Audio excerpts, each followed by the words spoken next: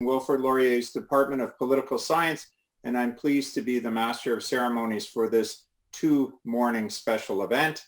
I'm joined in my duties by Andrea Brown, the Chair of the Political Science Department, Corey Belanger, a career consultant from the Career Center here at Laurier, who works with students with disabilities, and Jamie Burton, CCRW's Business Development Officer. And you'll be hearing from all three as the morning goes on.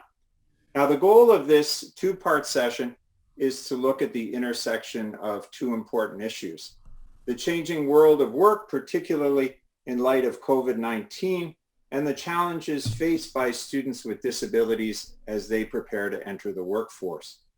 Putting these two issues together yields an obvious question. What opportunities as well as challenges has the changing world of work created for students with disabilities as they leave the university setting? Yesterday, we heard from a panel of students with lived experience. They reflected on these questions. And in response, we heard from Dr. Arif Jetha from the Institute for Work and Health, who presented some of his very fascinating research on the topic. And our hope is that both Dr. Jetha and many of the students from the panel will be back today to add to the conversation. Today, we hear from the employer side, and we're delighted to have with us Jason Bromett from Microsoft to address this important question. Later in the morning, it'll be your turn to comment through breakout rooms and a brief plenary discussion. Before going any further, a few housekeeping notes. Obviously, this session is being held via Zoom and will be recorded. We ask that you keep your microphones muted, except of course for the breakout rooms and general discussion. We have simultaneous translation, and it's a question of just pinning the two interpreters if you wish to follow them along. And also at the bottom, you can see a button for closed captioning. So let's get to our formal program. One of the key partners in today's event has been the CCRW, and I want to call on Jamie Burton to provide us with a brief summary of our discussion yesterday, particularly for those of you who missed it, and then introduce our guest speaker. Many of you had a chance to meet Jamie yesterday. She's someone who's passionate about the issues of inclusive and barrier-free workplaces. She's a frequent commentator and advisor on the topic, and her own company, Dolphin Digital, has set the standard when it comes to barrier-free hiring. So welcome, Jamie, and I'll turn the floor over to you. Thank you so very much, John, and good morning, everyone, and welcome to day two of our incredible event. We are really fortunate to have all of you here, and certainly had a great experience yesterday and looking forward to more of the same today. It's really important that we recognize that we're not here to make assumptions about the personal experience or any individual or employer, and that we recognize the value of hearing about the personal connections to the subject matter and gaining a better understanding of barriers to gainful employment and then the means of success. Yesterday, we had the privilege of hearing from two alumni and one current student from Laurier University about the job seeker perspective. We heard some research from Arif, and today it's about the business opportunity, specific knowledge about the workplace and the workforce of the future. Some of the themes that we touched on yesterday were with respect of COVID. In the context of COVID, we've become more aware of everyone's needs, and it's more about how our collective experiences have changed and how that has resulted in a broader appreciation for what is needed by each individual. We talked a little bit about the need to be adaptable, flexible, so that there is the feasibility of improved workplace, which can come from the improvement of communication and being able to have open dialogue, to think ahead, and to ensure that the benefits outweigh the challenges. We talked a little bit and heard from Arif about the upskilling and reskilling and the need for those in the context of the importance of experiential learning.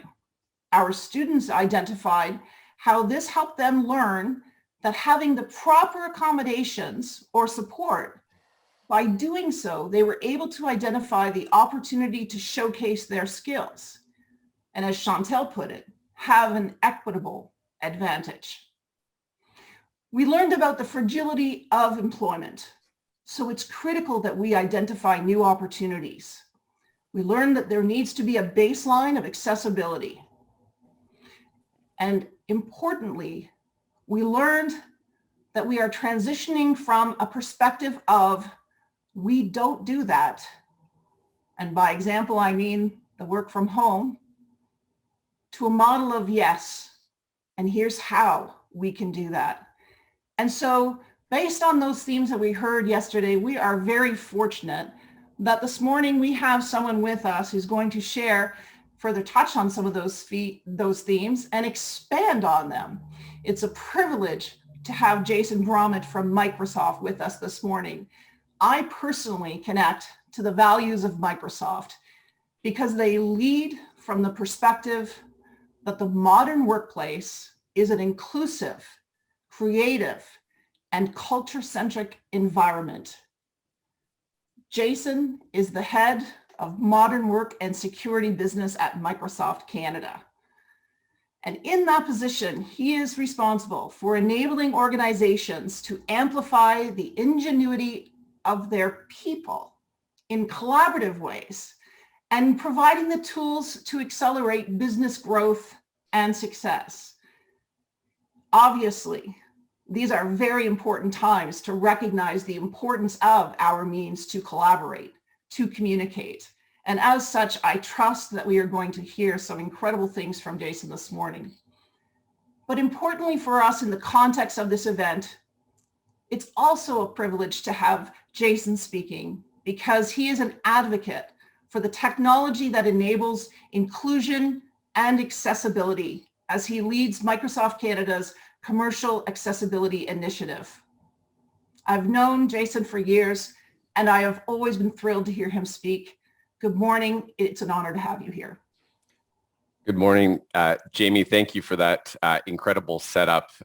I hope I can live up to everything I'll say that you framed, and I'm really looking forward to being part of today's session with this group and hopefully share certainly a little bit of our journey and our experiences and maybe inspire some thinking and some ideas with the broader group.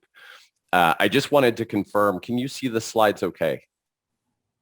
Excellent. So good morning. Thank you very much. As Jamie said, I have the humble opportunity to lead our modern work and security business at Microsoft here in Canada. And I'm also a deep advocate of our accessibility efforts within our commercial business and have had the pleasure of knowing Jamie for a number of years. I'm going to try to cover a range of topics to hopefully, again, inspire some thinking, some dialogue, and perhaps hopefully some inspiration in all of you, which is we've all lived through a challenging time over the last 12 months. Certainly for us here in Ontario, there is still some uncertainty in front of us, but I also think there's an incredible amount of optimism and opportunity that I think we can all capture as we kind of move forward.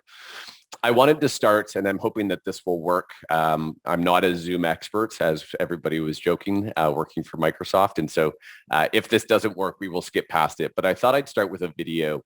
And this is a video which is really about inspiration. And this is a young boy that we've gotten to know quite well. And it's really setting up this opportunity that says with the right tools, the right mindset, we can accomplish just about anything. And so let me try to roll this video and see how we do here. Perfect, thank you. Ray. I'm in grade 6 and I go to McClare Public School in Brampton. Being blind makes you unique and different, but it doesn't make you different than everyone else in the sense of I have the same interests as my peers and my friends and classmates. Every student has a unique set of strengths and needs, and Shrey is no different than other students in that regard. Shrey has kind of translated his needs for tech into a strength. He's become somewhat of a leader in the class when it comes to tech. He's the go-to person that other students seek out. So Shrey's a student that I supported since about grade 2. He's now in grade 6. Using Microsoft Word and Dictate is definitely key, especially if we're taking notes in class. What do the 2 reasons for immigration suggest about Canada? Canada is a safe, welcoming place for people to immigrate. And then when he's outside in the community and on his own, he's using Soundscape, which is definitely giving him the guidance that he needs to get around the community and the world. I really like how I can set markers at like different locations, and it kind of talks to you and dings the way you need to go. The nice thing is that I love that I can say that because Microsoft products are inclusive by design, I can go straight to, well, there's Immersive Reader. And it's not that it's just available for one tool. You're going to find Immersive Reader in Teams. You're going to find it in Minecraft, in Edge browser, like anything that we're approaching these teachers with to help support learning in the classroom. You know that you have tools for inclusive practice. And I love that I can talk to an educator and, you know, even if something's not necessarily available yet, I can say, well, I bet you they're working on it. One thing that we're going to be doing is working on coding, and it's way too easy for him. He could be up there teaching it instead of me. I'm not lying. I think I really want to be famous when I grow up, or right now too. If not famous, then something technology related, such as working at like big tech companies like Microsoft.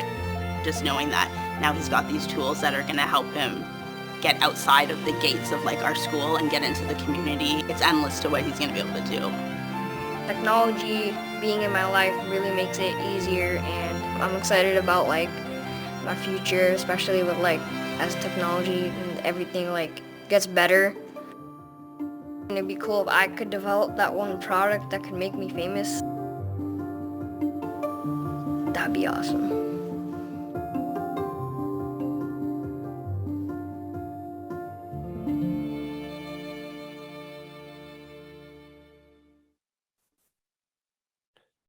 Thank you, Corey, for the tip on the audio. As you can tell, I'm not a Zoom expert by any stretch of the imagination. But I wanted to start with that video as a grounding point for really setting up our mission as Microsoft. And hopefully this will play through as I go through the slides this morning, which is this notion of empowering every person and every organization on the planet to achieve more. And it's really at the DNA of what I'll share today. It's really at the DNA of how we think about our role as a company, but more importantly, our roles as individuals inside the company. And Shrey's story is just such an amazing one, which is that hope and that optimism. But at the core is really technology is this great equalizer and enabler that enables him to participate in amazing ways, but have just these deep, deep, deep dreams to be something amazing as he grows up. And that I love that aspiration of creating one of those amazing products. And those are the stories that really motivate us as a company.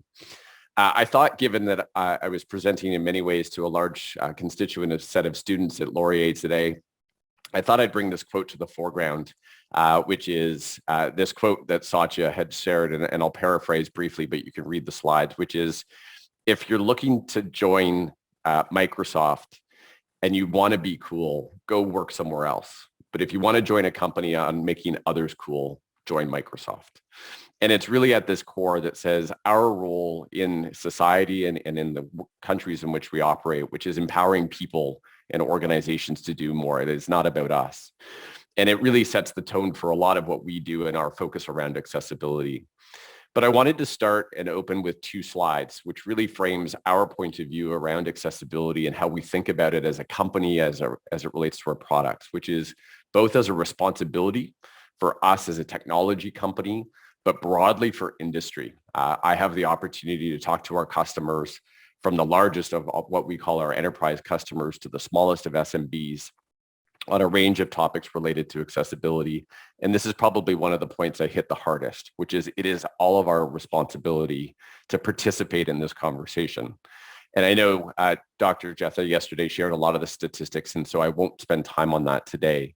But it is a deep responsibility that we all need to share. Unfortunately, today, not everybody operates, but we have a great opportunity to continue to inspire. But it's also an amazing opportunity. And that's the optimism side of this, which is, yes, we need to carry the accountability and the responsibility to participate. But in doing so, it creates such an amazing opportunity. And here are some statistics on this slide that I won't go through. But what we know to be true from the research that we've done is organizations that have a strong point of view and culture around accessibility outperform their peer classes. And this is data in many ways that I think we have a great responsibility as Microsoft, but again, as an industry and set of stakeholders to talk more about. And in many cases, it's this idea of not understanding the implications and the opportunities that we need to overcome collectively as an industry. And so let me transition from there. And again, I'm not going to spend a lot of time because I know Dr. Jethis spoke to some of these components yesterday. But if we think before the pandemic, this was sort of the world that we were starting to orient around, which is, what do the jobs look like today? And what does the job market look like sometime in the future? And here you can see sort of two paradigms. And you can kind of get a sense of the disparity or the changes that are going to happen. This idea of drone dispatchers as an official career or as a job. This was the norm that we were operating in. Then the reality came along, which is the pandemic. And for us as Microsoft, this is an area that I spend a lot of time talking to our customers about, not just in the context of accessibility, but really workforce transformation, which is, as we move forward, our deep belief is that we will be in a hybrid state, meaning some mix of home and work and everything in between. And what we think about is work is less about where you go and what you do. And that is a fundamental change in what we think about how organizations have really thought about work. But the amazing piece in behind that, and I think a core piece that I wanted to sort of land today that I think just creates such an amazing opportunity, is talent will be everywhere in this new world of what we think about as hybrid. And that creates a profound opportunity for all of us. For Microsoft as an employer, our ability to access talent that sits outside of the urban centers in which we operate. For individuals that may not be as mobile and able to access urban centers for that employment, now have access to those employment opportunities. And so while there has been, I'll say, a lot of challenging data as it relates to the pandemic and changes as it relates to employability, and even more acute so for those living with disabilities, there is an amazing opportunity as we look forward, which is this open market for talent. Now, I often joke with my boss that says, hey, does this mean I can go work on a beach somewhere? I haven't quite got her to agree to that, but it's a great opportunity for us to think about, which is how do we open up this incredible talent market? And putting that obviously in context, which is we have a dramatic skills shortage. And so this creates a great moment in time for us to think about balancing that skills shortage with a broader accessible market around talent. But equally similar to that, which is when we thought about sort of pre-COVID, to my comments, we thought about the office to be a primary destination. And the opportunity as we go forward, which is actually thinking about the employee as a mobile destination. And for us, that's an amazing opportunity. And I think for all of you, hopefully it will leave you with some ideas to go think about in terms of just the space that's now been created for all of us to participate in ways that perhaps we couldn't before. We as a company have always sort of operate around the center of a physical space. We are far more now operating around a principle of a digital space. The opportunity or the challenge in many ways that we have to think about is now how do we manage the continuum between those two, bridging the physical and the digital divide. So there's three areas that I'm going to spend some time on today, which is first, our deep belief that people with disabilities are a strength. And I'm going to walk through a few slides at a fairly reasonable pace in the interest of time, which is, again, recognizing that I'm speaking to a number of Laurier students and faculty and staff, but also some from industry, which is there is a deep accountability and responsibility we all have to get this grounded at the learning side of this. And that's part of why I started with that video of Shrey. As we look about that across these slides, which is this idea of digitizing and transforming education to create learning outcomes that enable all students, irrespective of province, city, ability, to participate in different ways, but most importantly is learn the skills required to carry us forward. Because what we know to be true, the skills that got us to where we are today are not the skills that are going to be required, frankly, 5 years in the future, and certainly as you look well beyond that. And so the first pillar of this really for us is the center of empowerment, which is access to digital tools that makes learning truly inclusive and accessible for all. It's a deep foundational focus for us as a company. I will close with a slide around an announcement we literally just made about a week ago to really continue to sort of push forward on that side of it. This idea of personalized learning experiences, and again, in many ways, this gets at the core of sort of that inclusion attribute, which is we need to create learning experiences that are personalized for individuals, capabilities, learning modalities, and preferences. But it's also about how we change learning. Speaking for myself, I was never really good with textbooks. I was very much a practical learner. And so how do we create experiences that brings content to life so that you can actually interact with it and really sort of center on this modern problem-based learning scenario? And then this last, which is labs are virtualized. There's this really core attribute to it. And again, where Shrey's story is just really profound for us and for me is STEM and science technology is sort of those core pieces where it's democratized and we're using technology to create virtualized experiences and in many ways reducing the barrier that often comes with expensive equipment required to create those learning experiences. Switching over to this slide, obviously this first pillar has become really the reality in which we are all living today. I have an 18-year-old son who's finishing his last year of high school. And so we've had to live through the remote learning and sort of self-teaching. That's always interesting with an 18-year-old. But this idea that says learning needs to happen everywhere and it needs to happen for everyone. The inequity of access to technology is a profound problem, even in a country as developed as Canada, and something that we are looking very closely at and continuing to partner with government and industry on. Obviously, second to that or related to that is empowering with the right tools so that everyone can participate, but we're also pushing the boundaries through data-driven models as an example. And then this last one, which is, I think, commonplace now again, which is digital learning is as ubiquitous as chalk. This idea that says enabling people to build the skills and the experiences to thrive and participate in a digital economy becomes really important. Again, I won't spend a lot of time because I think Dr. Jetha talked about this a little bit, but when I think about our role as Microsoft, but broadly for industry across Canada, which is really about, are we empowering students with the skills that are going to enable us as a country and as a community as we look forward? On the left side of this slide is a chart with a number of data points around what are the technologies that organizations are going to adopt by 2025. And on the right side is the skills that are the most increasing in demand.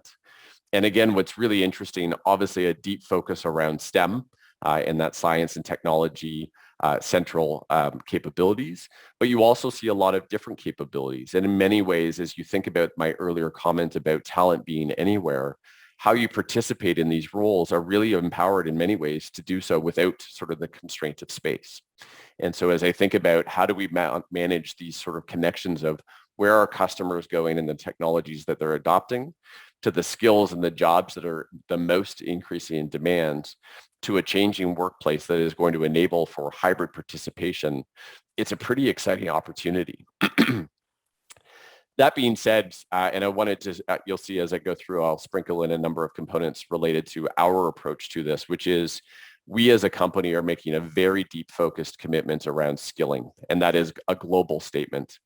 And I won't go through every data point that's on the slide or every component that's listed here, but as a moment in time for us, again, as a technology company, we view this as our responsibility.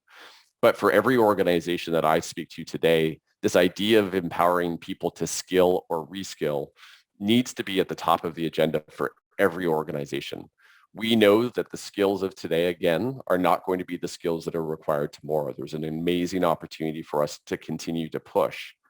As a company, we've created a platform where we have learning days once every single month. That is a day, 9 hours of a traditional working hour, where every employee is given the permission and the space to invest in their own personal learning. We want more companies to do that. And our role is really to empower with the content and the delivery modalities. Obviously, a big piece of this is our relationship with LinkedIn, but even things like GitHub for very technical development-oriented skills. And so this is really a push in many ways for all of us to take on our own personal responsibilities, but for those that are employers to really think about, are you creating the space and the time for your people to learn the skills that are going to be required? And there are soft skills in this too. While this is very technically oriented, there's a big piece around soft skills. The last horizon in behind that, which is, it's one thing to skill, it's a second about how do we drive towards employability. Again, sharing a little bit of our philosophy and our approach, which is really embedding it into the DNA of the company, which is we've got a deep focus on hiring talents with disabilities across many different job types. What we know to be true is inclusion drives innovation, and that sets up for the next conversation that we'll have. And again, in many ways, we've often used this terminology, which is nothing for us without us. Our ability to design amazing products that represents the customers that we serve is deeply foundationally grounded in our accountability and responsibility to hire individuals that represent the audiences and the customers that we serve. And so this is just a quick sampling of some of the programs that we have as a company. Again, for any employers that are on the call today, please use this as a moment to think differently about your hiring practices and how we can all ensure that we're participating in employability. So switching from there to technology, and as Microsoft, I obviously can't go through this talk without talking a little bit about technology. But I talked about this point around inclusion drives innovation for everyone. And there's a couple of examples on here that you may start to orient around and say, hey, what's he showing and what does it mean? Straws. Think about bendy straws. What was originally designed, obviously for personal use, becomes highly applicable for individuals that have mobility constraints. You think about voice dictation and how pervasive that's become. Again, really oriented around specific use cases, but now it's in every phone and every vehicle that we think about. Captioning in the lower left corner, right? Designed originally for those that were hard of hearing or deaf. But if you think about experiences in a noisy environment, in a bar, for goodness sake, the ability to now have people participate and consume content in a way that they couldn't before. This idea that says when we design for inclusion, it creates, when we design for inclusion, it creates opportunity for everyone. And it's an important piece of how we think about our role again. What's amazing in this is when we look to the past, the reality is we had to adapt to the world. And in many ways, this also bars true for technology, which is we had to learn about technology, whereas now technology is actually starting to learn about us. But in the future, we actually believe the world will adapt to you. And that is as much about technology as it can be about space. A big piece of that is this idea of artificial intelligence. It has enabled us to accomplish things that were never previously possible. We use this analogy, which is artificial intelligence amplifying human capability. One does not operate independent of the other. But in a world where we've historically, as individuals and as users, some of you were sharing this before I started, which is it's just sometimes hard to understand how to work with technology. Imagine a world where the technology actually learns from us and it adapts to who we are. That's the world that we're living in today. I have experiences as an employee of Microsoft where I actually am reminded of certain things. I don't need to do that anymore. The technology is enabling me to do that. And we believe it's an incredible, empowering platform when we think about how we address accessibility, but most importantly, create opportunities for equitable participation in the market broadly, which is it's going to solve problems that were previously unsolvable. Very quick, I wanted to show this is this idea that says, how do you blend space? And for those that may have seen it, this is what we've now called Microsoft Mesh. The idea and the ability to participate in spaces and in conversations without ever physically being there. You can call this augmented reality. You can call this mixed reality. But if you think in the context of learning, and so for those that are students and educators, think about those for employers and the ability, again, to have individuals, expertise, participate in different ways, irrespective of ability. This is an amazing and incredibly exciting space that we're heading down. And we showed this live. And so this isn't just a video and vaporware or some matrix scene. It is technology that exists today and will be coming to market over the near future. But it's not just about those futuristic opportunities. When we look at our technologies today, again, to my earlier comment, is this great sort of equalizer and enabler for everybody to participate. We have ranges of capabilities across the entire continuum. And it's really our responsibility to ensure that we are doing everything that we can to empower everyone to participate in both learning, in life, and of course, in work.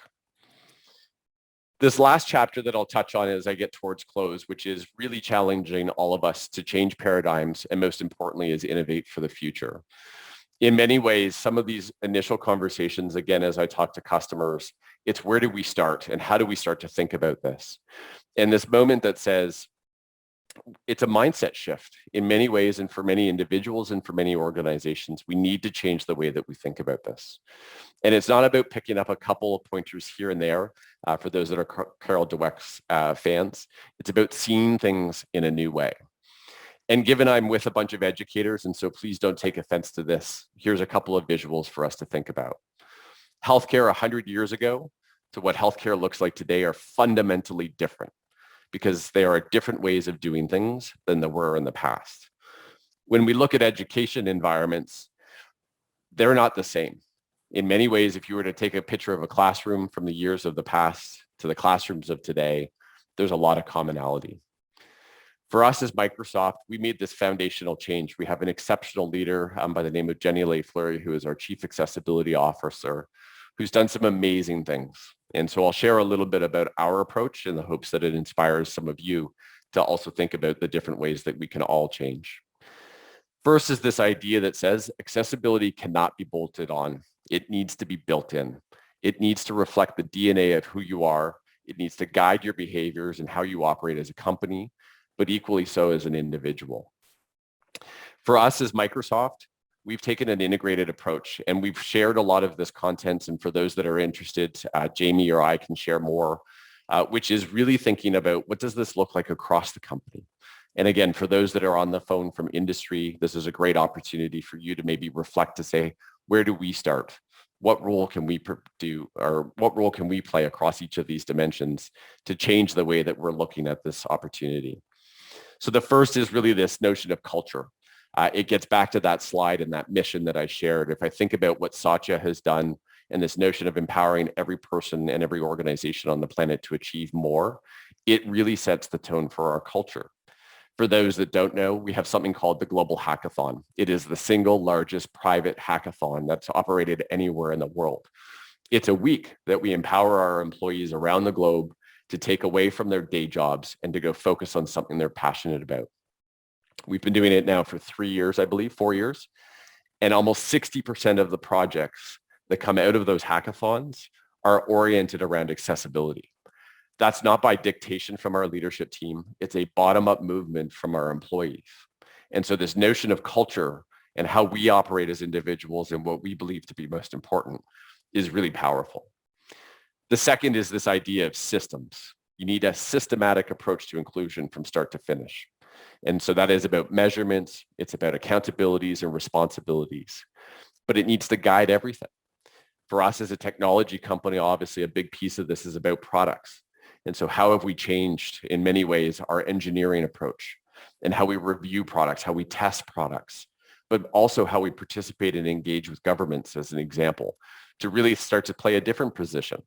We've taken a point of view looking at our procurement practices as an example. You saw some examples on employability. We now use our procurement approaches and we share that with governments to try to influence governments' points of view as it relates to accessibility and inclusion and how they acquire technologies and services.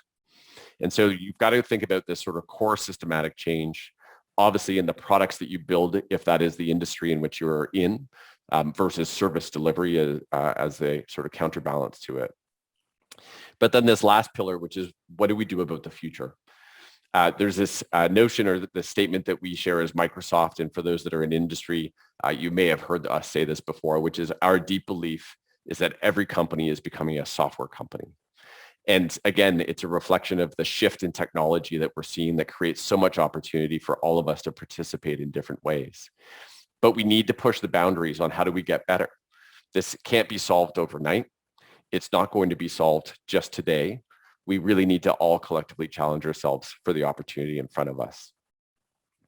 I won't go through this slide in great detail, but again, for those that are in industry, we publish a lot of this. It's actually our accessible maturity model. We now have taken what we've learned, and again, we do not have all the answers. We are very much on a journey. But we've taken what we've learned, we've provided this as a model that other organizations can pick up. But you've got sort of these three pillars that we think about, and then I'll say sub-elements below it. This first, which is about getting started. And these are getting, again, at some of the sort of core components of culture and systems, to the second, which is around building momentum and really starting to say, where do we go from this starting point? And then this last is this idea of innovation. And so as I come to a close, one of the pieces that I had made reference to, which is about a week ago, we made a broad sweeping 5-year commitment to go even further as it relates to accessibility. And we really centered it around this principle of the digital divide. And again, I won't repeat statistics because I know Dr. Jetha spoke to a lot of this yesterday, but what we know to be true is this digital divide is only widening. The pandemic has made it worse. And so again, we continue to view this as an amazing responsibility that we have as a company, but we hope it's an opportunity that others will join us in. The link at the bottom, the aka.ms/accessibility commitment, will give you access to understand specifically the details in behind those commitments. But it's really centered on a couple of items. One is skilling, second is around product, and then the third is about employability. And so I would encourage you to spend some time and take a look at that because it's something that's really exciting and again, super fresh, that landed actually before or after Jamie asked me to join today. And so as a very last slide, this is a quote from Brad Smith, who is our president. In many ways, you can think about this as Satya's right hand, which again, in many ways reflects the culture that we've built inside the company and the responsibility that we feel to play a role in this, which is when your technology changes the world, then you bear a responsibility to help address the world that you've helped create and accept greater responsibility for the future. This is our point of view, but a big piece of this, which is we can't do it alone. And so for those that are faculty and staff and guiding decisions around content, for those that are on the phone and part of and participate in industry, this is really my ask, I'll say on behalf of Microsoft, which is please join us. It's a role that we all need to play to create amazing experiences for people like Shrey and every one of the students that's on the phone here today. And so with that, just a huge thank you for the opportunity to join today, and I'll pause for any questions that may come up. Wow. In a word, wow. Thank you so very much, Jason. As a geek, I'm tickled pink.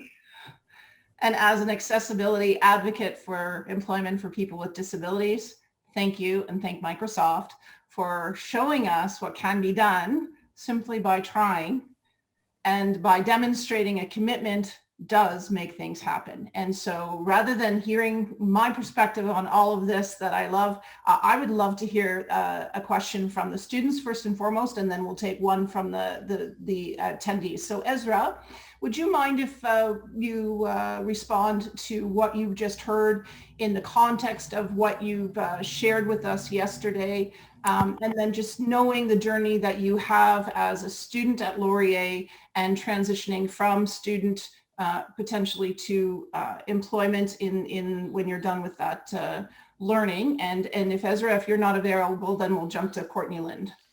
Oh, Ezra, there you are. Okay, great. Thank you.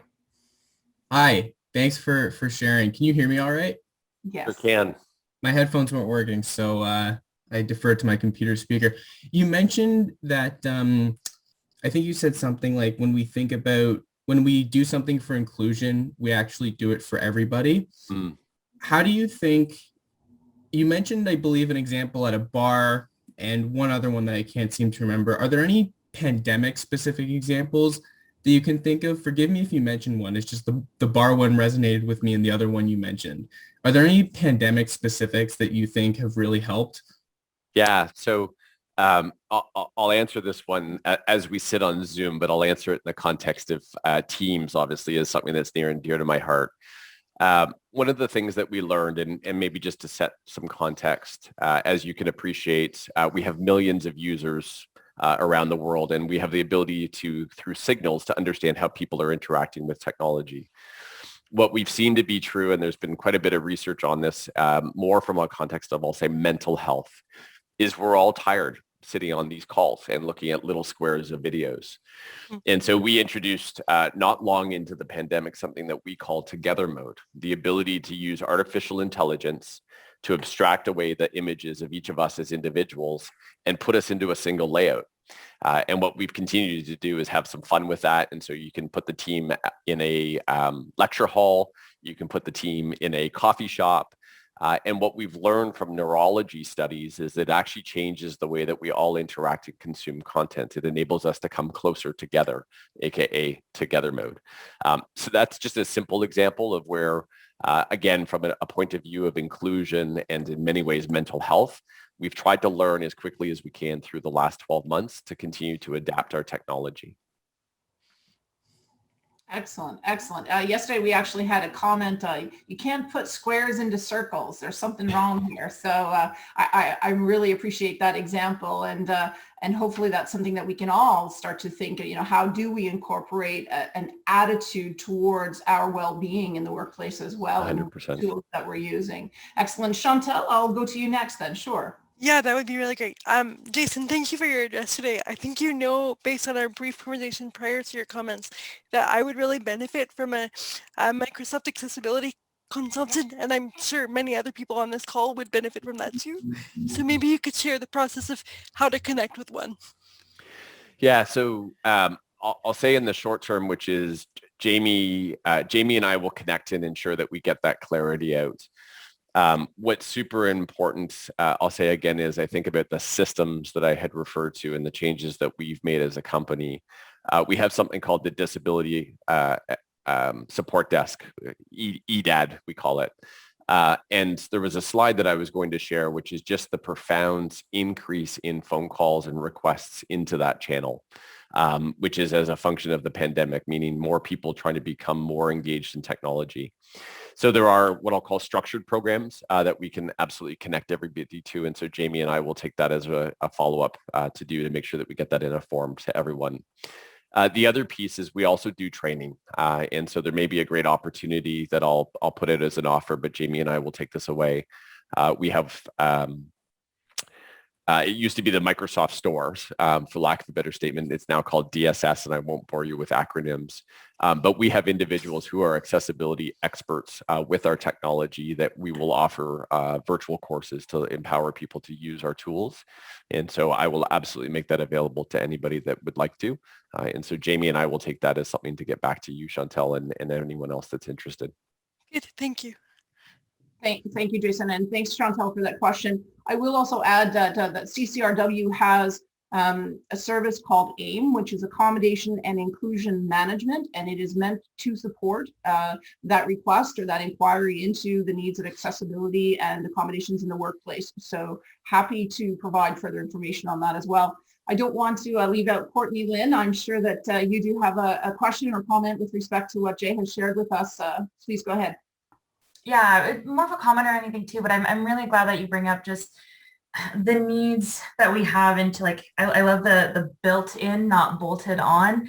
As somebody who grew up in a small town, there isn't as many opportunities for them to do that, like the infrastructure in schools and everything. And I think the more we encourage our employers and leaders in industry to try and create ways to be accessible and bring technology, it helps to bring that into schools. And I think, like, I love that you showed Trey and the technology that he has available to him, to be able to have, because I didn't get much when I was first diagnosed, and I mean, it wasn't that long ago, but you know, it was on a rinky-dinky, like, broken down kind of laptop that they gave me to start learning how to navigate my disability. And so I think the more that we see technology coming into the classrooms, I would hope that eventually it also creates more opportunities for those with disabilities, because you said that there's individuals with disabilities have less education than their peers. And I think that gap sometimes is the opportunities they had in grade schools and to be able to have that. And so the more we encourage our industry leaders to try and find ways, it's like that trickle down effect that we keep talking about.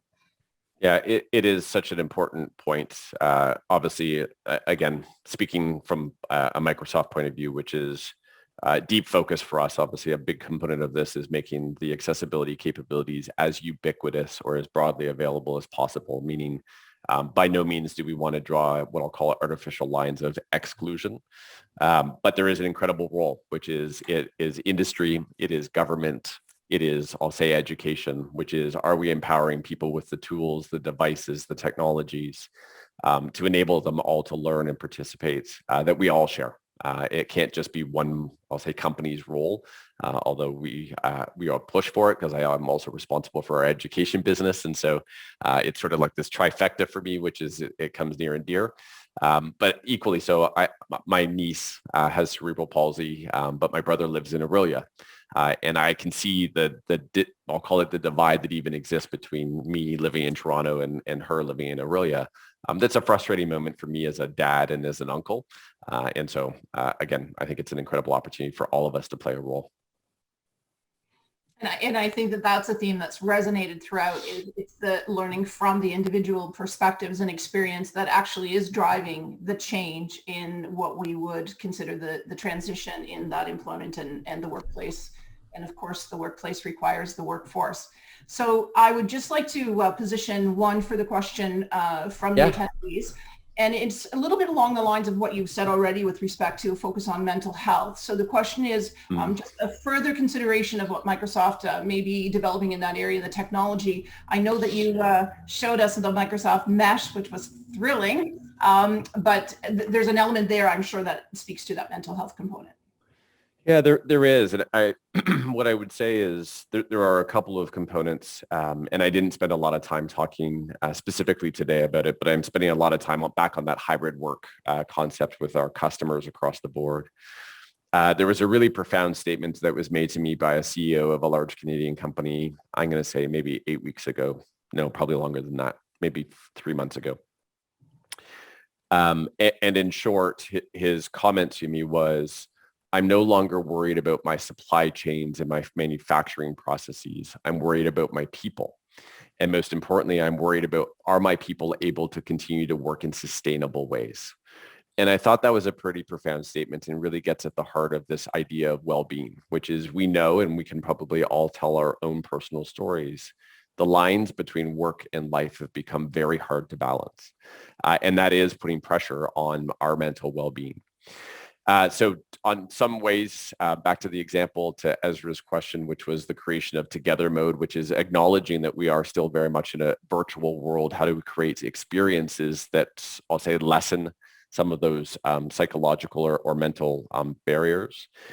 But I'll give you another quick example. Microsoft Teams, again, just because it's what I know really well. We've announced a partnership with a company called Headspace. And for those that don't know Headspace, they are what I'll call a leader in digital meditation. And we are actually going to bring those capabilities directly into Teams. And the analogy that I would share with everyone, which is when you think about high performance athletes, they have these moments of peak performance that need to be followed by moments of recovery. What we're finding is people are not doing that through the course of their day. And so using artificial intelligence and Teams, as I'll say, that interface, what we will actually do is introduce these ideas of nudges and encouraging people to create space in their day for those mental breaks. And through the partnership with Headspace, we'll bring guided meditation directly into the Teams experience. Equally, we've also announced, and I have it working on my machine because, again, I have access to some of the earlier release, this idea of a virtual commute. Personal story, and I think Jamie, you and I talked about this one. I'll say in the old days of traveling to work, I had a 45-minute commute to the office in the morning, and I had a 45-minute commute home at the end of the day. I hated those. Just being candid, it was super frustrating for me. But I can tell you a year later, I miss those moments. And I miss those moments because they were the natural sort of transition point from life to work and work back to life. We've now also embedded that directly into Teams. And so I now get a prompt both on my mobile device and on my desktop. You can set those that says, it's time for your virtual commute. Are you ready? And it takes me through breathing exercises if I want to. It takes me through guided meditation if I want to. But most importantly is the artificial intelligence actually surfaces up exchanges of information I've had with people through the course of the day that may indicate action items that I had committed to follow up on and make sure I close off. And so that's where this beauty of artificial intelligence, of sort of the human sort of connectedness of computers and people becomes really powerful. And it's not about replacing. I get lots of questions on, hey, are the computers taking over? I often sometimes start presentations. I think Jamie saw one of these, which was the Terminator robot as the opening slide, to just sort of that fear and shock and awe of, are the computers taking over? But this idea of artificial intelligence amplifying human ingenuity, it's enabling us to do amazing things. And then the last simple example that I'll use, my team and everyone that I work with knows that somewhere between 2 and 3:30 of every single day, I am walking my dog. It is my personal commitment to my own well-being that I've had to force. And this is about us as individuals. But it's my time to get up. It's to take a break, to get a little bit of physical activity, and serve obviously a very practical purpose for the dog. But the ability for me to transition from a phone call like this one directly to my mobile device without ever knowing the difference says a lot about technology. And again, in many cases, I can turn captioning on inside of those experiences if I needed to be able to participate as from whatever modality makes the most sense. And so I think there's just such an amazing opportunity there. But that idea of well-being, there's an element of technology can only go so far. We as individuals also need to define our own boundaries and then enable technology to help us solve them. Wow, that's some excellent examples. Thank you so much, Jason. And though we could talk about this all day, I am cognizant of the time escaping from us. So at this point, I am going to wrap up this section. So Jason, Chantal, Courtney Lynn, Ezra, thank you so very much for sharing with us your incredible perspectives and learnings, and I'm confident we will learn from them.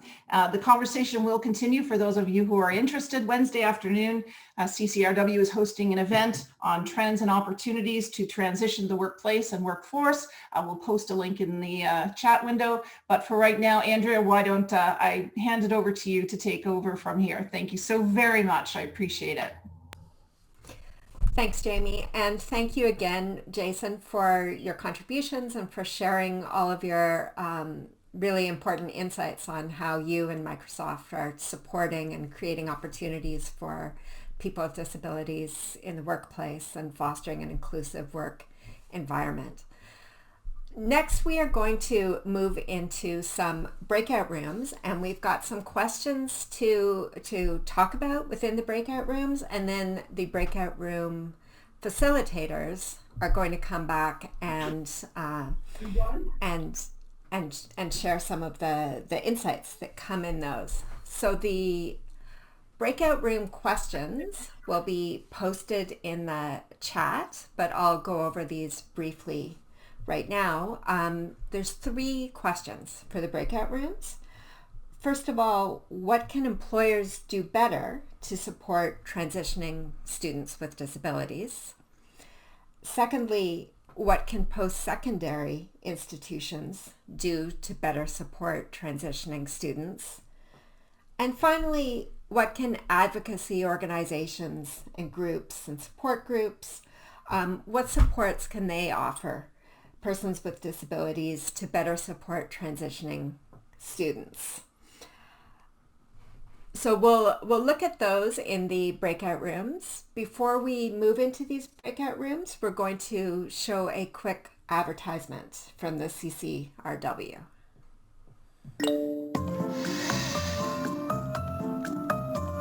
Work accommodation meeting with Taylor. You're not going to screw this up. You've read everything.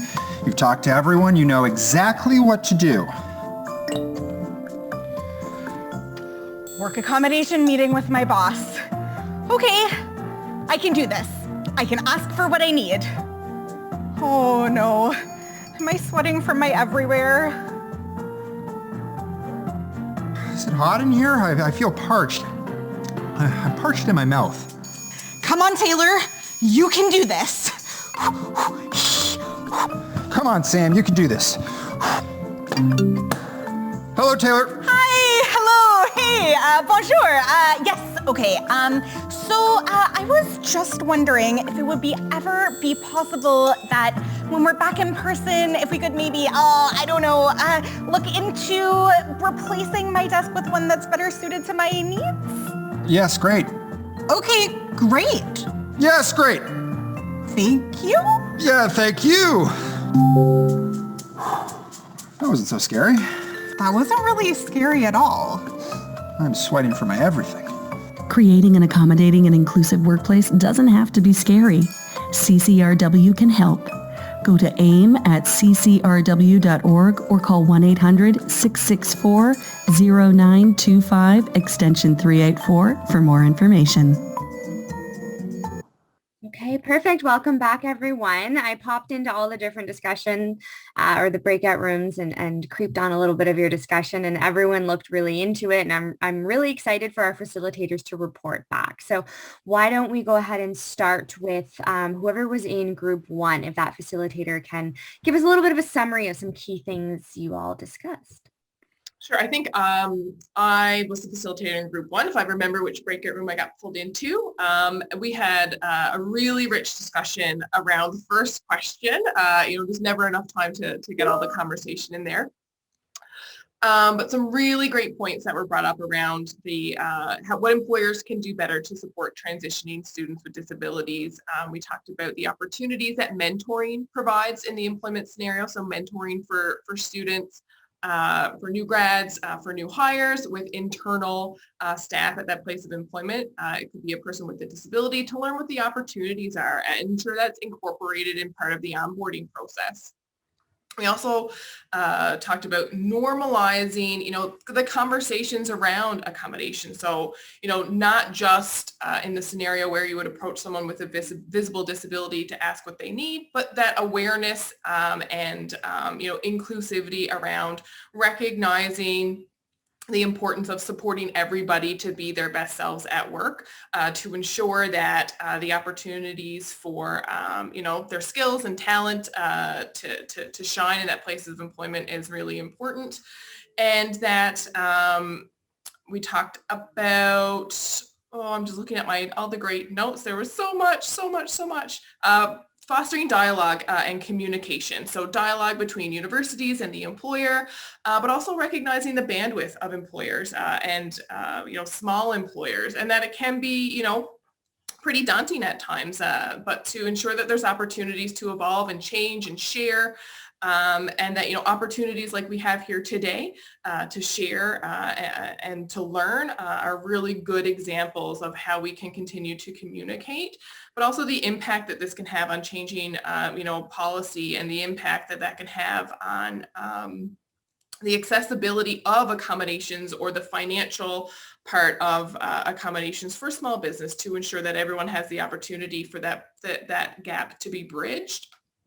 And on the second point, we just got into the second point, and that's was really around sort of, sorry, I'm just looking at the time now. I want to give another group a chance. So I'll pause on our second point. We had a lot of great discussion on the first. So we'll go to breakout room number 2.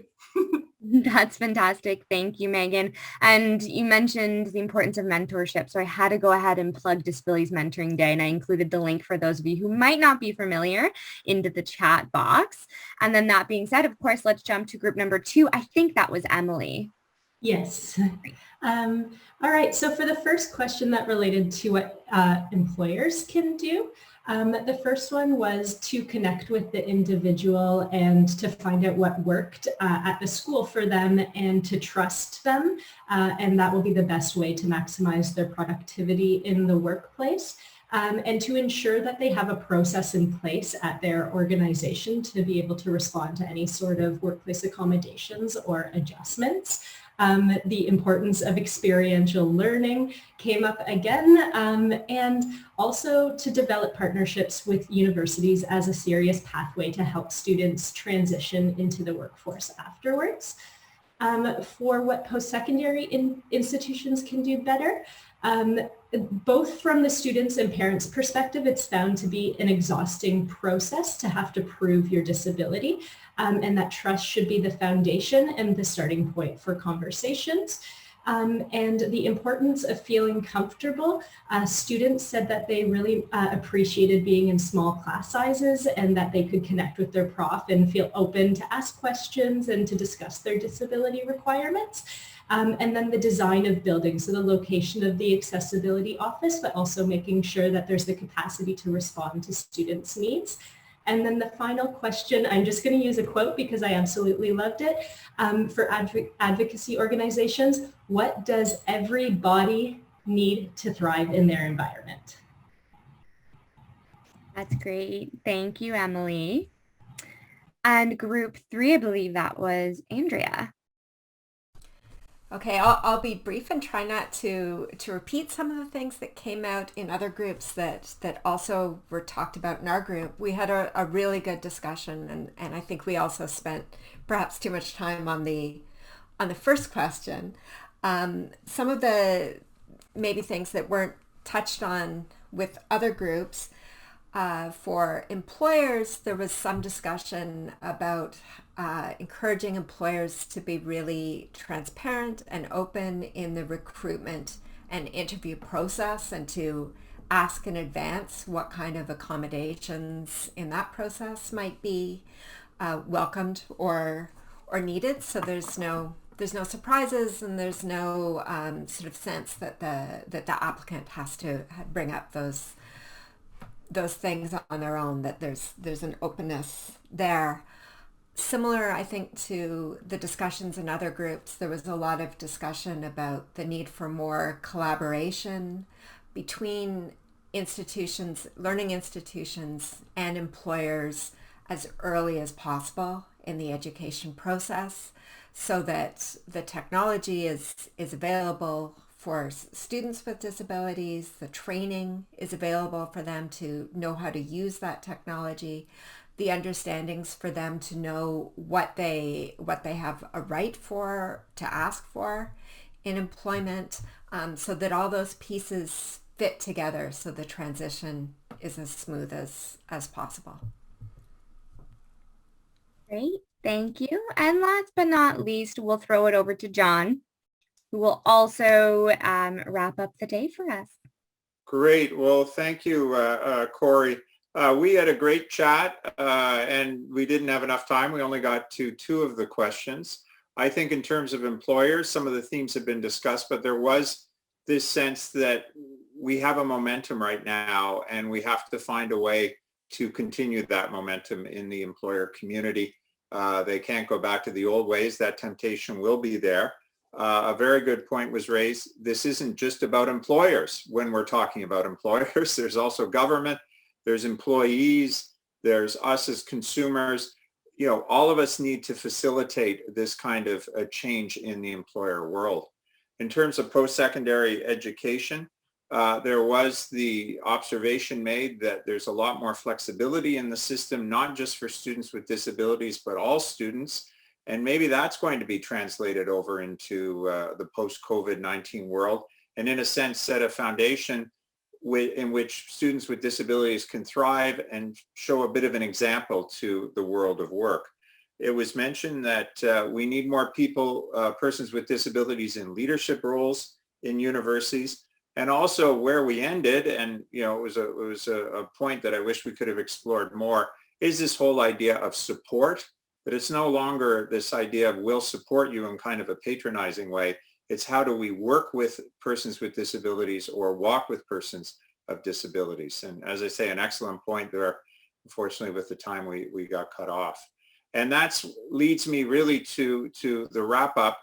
And listen, I know probably all of you are thinking this was far too short, the 2 very short sessions. But as I explained yesterday, with Zoom and the fatigue, actually, Jason mentioned it, that's gone on. We thought it was best to have 2 short sessions, and dare I say it, leave people wanting more, as opposed to try to have hours and hours and hours, which in this type of format can't work as well. So, you know, we recognize this was a quick overview, and we want to promise in terms of follow-up that a edited version of the recording will be made available, that we will be writing up a small report that summarizes some of the discussion that we heard over the 2 days. And then the final point, and this is where I'd be anxious to take a minute before we close for the morning, is to talk about other types of follow-up. the three partners that came together for this. Obviously, we have the power to convene. We have the power to put together this marvelous group that, you know, hopefully my colleague David Frimmer, I teach at the seminary, talks about a public, not the public, but a public. And I think we've come together, a whole interesting cross-section of post-secondary education, advocates, employers. Are there things that concrete things you could see in terms of a follow-up to this, to keep this conversation going and to move forward? So, you know, I will open it up if people have comments on the 2 days, where they see going forward, any general remarks. Conscious too that we want to keep to our time frame. So, you know, if people want to write things in chat, if they're more comfortable, but also, you know, jump in.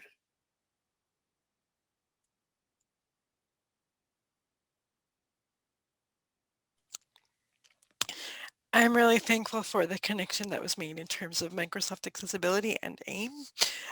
So I'm looking forward to that as a follow-up resource. Great. This was very insightful. Thank you so much. Oh, well, thank you. Thank you both. The students, an event like this, the students are the stars. And it's been really awesome to be able to share kind of like perspective and stuff. And I love hearing the takeaways that other people have had. And I hope that people can continue sharing stories and talking about it. Thank you. So Courtney Lynn, are you saying you'd like more opportunities to continue the discussion, I guess? Absolutely. Absolutely. And I don't know if that's a consensus that this is the type of thing where a follow-up. Yeah. Oh, Alice. Yep, absolutely. Absolutely. I would really, unfortunately, I got called away. Couldn't sit in on the session yesterday. I'm sorry I missed it. I look forward to the recording.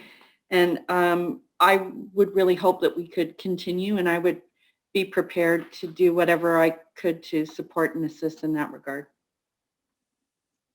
Great. I mean, you know, we've talked a lot about the post-pandemic world, and you always wonder, is you know, an in-person gathering could allow us a little bit more time and a little bit more space to interact. So that's certainly something. But at the same time, we're very happy. I know Corey was telling me that we've been able to welcome people from all over who've been able to come in because of Zoom, but certainly it would be harder for a person like myself to be at an in-person event. So as much as I love you, John, and it would be good to be in the same room as you, online is okay too. Great. No, point well taken. Point well taken. All right. Well, I'm seeing 10:58. Are there any, you know, final comments? As I say, if you're more comfortable putting it in chat. If not, listen, I just want to put forward some thank yous. First and foremost to the students. I'm not kidding when I say they are the stars. This is what this is about. As some of you know, I was a former politician and used to be Minister of Training Colleges and Universities, and we used to joke how we'd have meetings and we'd see how many hours we could go without you saying the word student. I always insisted it was the first 30 seconds because this is the focus of this sort of discussion. So it was so valuable to have our panel. And also over the course of the 2 days, I've met a number of students who've come as being participants. So thank you as well for coming. I want to thank our guest speakers. Yesterday, Arif, who did such a wonderful job in setting the stage and talking about moving forward. And then Jason, who was able to pick up the baton today and give us a perspective from really one of Canada's major employers. I want to thank my partners on the organizing committee, Jamie and everyone at CCRW who've done such an amazing job supporting us, Corey at the Career Center, and of course my partner Andrea, the chair of political science. I forgot yesterday to thank our interpreters in front of everyone, but please thank you for your hard work. It's especially difficult, I know, in a Zoom environment where things are going back and forth and you don't have those natural breaks. So thank you all. And of course, thanks to all of you for participating. Those of you who are making both days or just one day. And as I said, we'll have some more material out to you. We'll stay in touch. We'll think as a group about potential next steps. So it's Friday. Enjoy the last day of the week and enjoy the weekend.